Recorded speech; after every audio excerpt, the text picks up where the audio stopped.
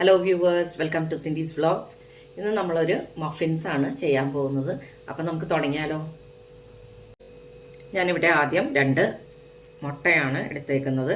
അത് നമുക്ക് ഒരു ബൗളിലോട്ട് ഒഴിച്ചു കൊടുക്കാം. പിന്നെ നമുക്ക് ഓയിലാണ് ആവശ്യം. ഇത് രണ്ടും കൂടി ഒന്ന് നമുക്ക് യോജിപ്പിച്ചെടുക്കാം. ഇതിലോട്ട് നമുക്ക് വാനില എസൻസ്,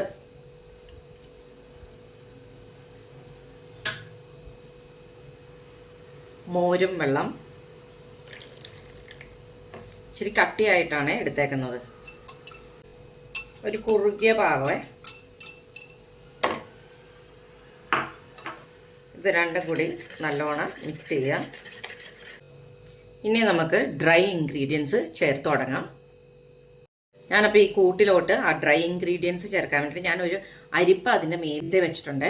അപ്പോൾ അതനുസരിച്ചിട്ടാണ്. അപ്പോൾ അതിലൂടെ അങ്ങ് നമ്മൾ അരിച്ചെടുക്കുന്നതാണ് എല്ലാം.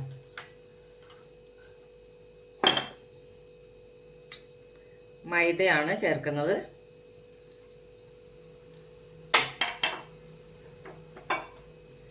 അതിൻ്റെ കൂടെ ബേക്കിംഗ് പൗഡറും ബേക്കിംഗ് സോഡയും കൂടി ചേർക്കുന്നുണ്ട് ഞാൻ.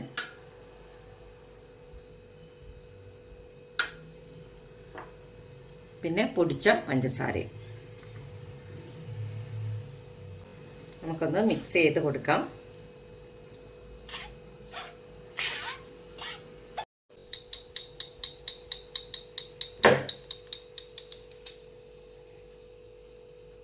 നമ്മളിപ്പോൾ ഡ്രൈ ഇൻഗ്രീഡിയൻസ് ഇട്ട് കഴിഞ്ഞു. ഇനി നമുക്കിതൊന്ന് പതിയെ ഒന്ന് മിക്സ് ചെയ്ത് കൊടുക്കാം.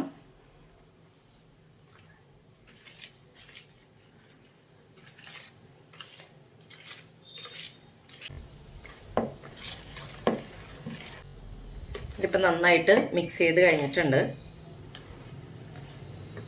നമ്മൾ ഒരുപാട് നേരിട്ട് മിക്സ് ഒന്നും ചെയ്യേണ്ട ആവശ്യമൊന്നുമില്ല. ഇനി നമുക്കൊരു സ്പൂണിൽ കോരിയിട്ട് നമ്മുടെ മഫിൻ മോൾഡിലോട്ട് ഇട്ട് കൊടുക്കാം.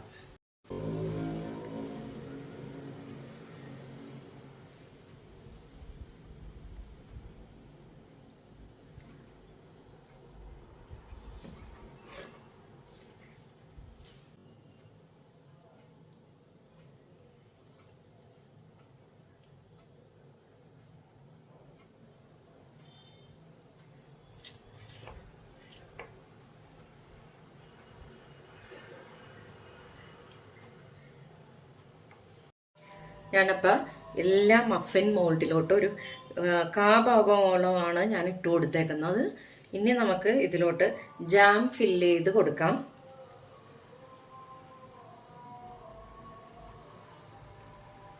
ഇതിൻ്റെ മേളിലായിട്ട് കുറച്ച് ഒരു 1/2 സ്പൂണോ അല്ലെങ്കിൽ ഒരു നിങ്ങളുടെ ഇഷ്ടം അനുസരിച്ചിട്ട് ജാം ചേർത്ത് കൊടുക്കാം.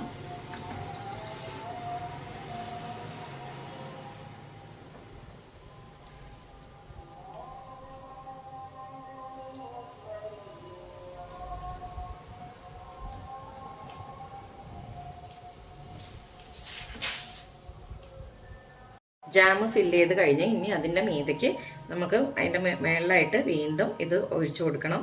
ഒരു 1/4 കപ്പ് നിൽക്കത്തക്ക രീതിയിൽ മാത്രമേ ഈ കൂട്ട് ഒഴിച്ചു കൊടുക്കാൻ പാടുള്ളൂ. എന്നുവെച്ചാൽ നമ്മൾ ബേക്ക് ചെയ്യുമ്പോൾ ഇതിങ്ങനെ പൊങ്ങി വരുമല്ലോ.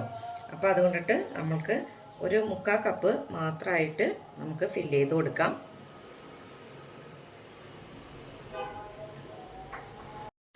ഞാനെല്ലാം ഫില്ല് ചെയ്തിട്ടുണ്ട്. അപ്പോൾ ഇതിൽ ഒരു 6 കപ്പോളമാണ് എനിക്ക് വെക്കാൻ പറ്റുന്നത്. ഇനിയും എനിക്ക് ബാലൻസ് ഉണ്ട്. അപ്പോൾ നമുക്ക് എത്ര കപ്പ് കിട്ടുമെന്ന് ഞാൻ പറയാം കേട്ടോ ഇത് ചെയ്ത് കഴിയുമ്പോൾ. അപ്പോൾ ഇതൊന്ന് ടാപ്പ് ചെയ്ത് കൊടുക്കുക.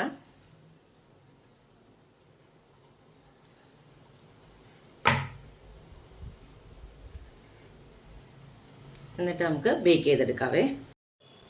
ഞാനിത് ബേക്ക് ചെയ്തെടുക്കുന്നത് ഇങ്ങനെ ഒരു പാത്രം വെച്ചിട്ട്, ചുവട് കട്ടിയുണ്ട് കേട്ടോ ഈ പാത്രത്തിന്. അത് വെച്ചിട്ട് അതിൻ്റെ ഉള്ളിലൊരു റിങ് വെച്ചിട്ട് അതിൻ്റെ മേലിലാണ് ഞാനിത് വെക്കുന്നത്.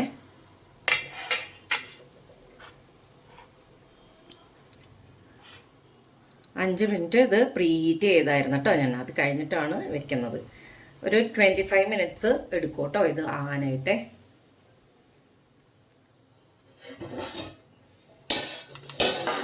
നമ്മൾ മീഡിയം ഫ്ലെയിമിലാണ് വെച്ച് കൊടുക്കുന്നത്.